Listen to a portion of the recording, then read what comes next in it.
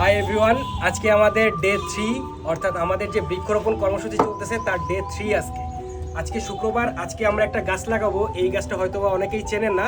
এই গাছটার নাম হচ্ছে মিরাকেল ফ্রুটস। তো মিরাকেল ফ্রুটসটা আজকে আমরা লাগাবো। দেখেন আমরা এখানে অলরেডি জায়গা করছি। আজকে আমরা আসছি আরিফ ভাইয়ের সাথে। সে একজন সফল উদ্যোক্তা এবং সফল ছাদ কৃষক, যার ছাদে কিন্তু অনেক প্রকার গাছ আছে।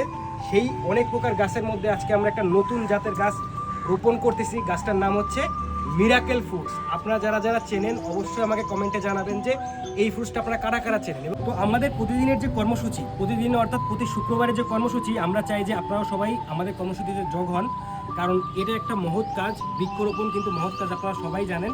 তো প্রতিদিন না হোক, প্রতি শুক্রবার অন্তত একটি করে আপনারা গাছ লাগান।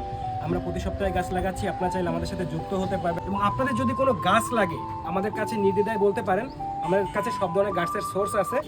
আমাদের যে কৃষি ছাদ আছে আমাদের আরিফ ভাইয়ের, সেখানেও অনেক গাছ আছে, সেখান থেকেও আপনারা চাইলে নিতে পারবেন। এছাড়া আরও অনেক সোর্স আছে, আপনারা জাস্ট আমাদের বলবেন যে কী ধরনের গাছ দরকার আপনাদের।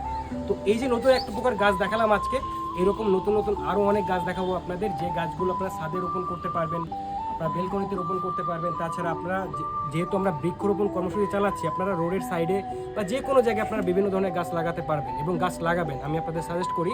তো আজকের দিনে আমাদের বৃক্ষরোপণ কর্মসূচি এটাই ছিল। আপনারা আপনাদের নিজ স্থান থেকে বৃক্ষরোপণ করবেন, কারণ বৃক্ষ ছাড়া আসলে কোনো উপায় নেই, আপনারা সবাই জানেন।